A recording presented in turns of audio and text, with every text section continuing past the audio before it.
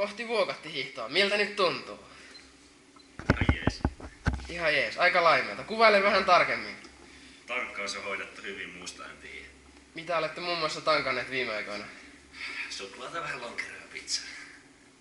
Kuulostaa aika ammattimaiselta. Huomenna kulkee sit varmasti. Kyllä, semmonen olo kropassa, että huomenna räjähtää. Voittoa lähdetään hakemaan tietysti. No, määrittele se voitto. No, olkoon vaikka itsensä voittaminen.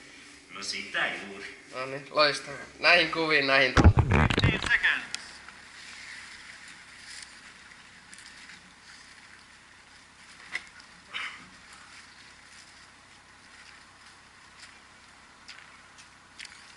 Go! Aika laimeesta.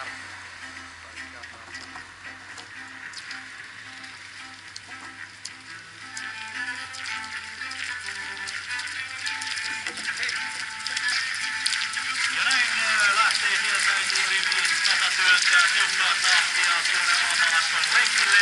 Tässä käydään ensin tuolla Alamalastossa, sitten syödään lisää hieman katisulan suustaan, ennen kuin lähdetään malliin. Oikein nautinnollista hiihtopäivää kaikille Suomen hiihtäjille.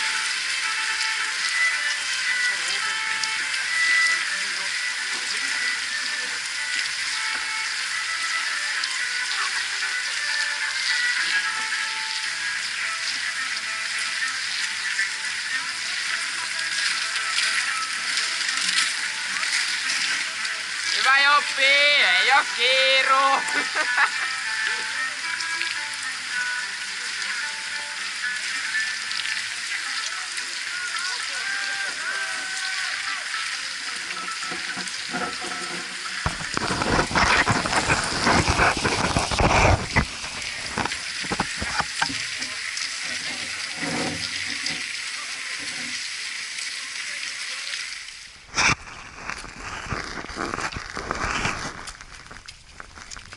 No niin, jaksa, ei oo paljon enää puoli matkaa, enää 30 kilsaa jäljellä, täysin, mene!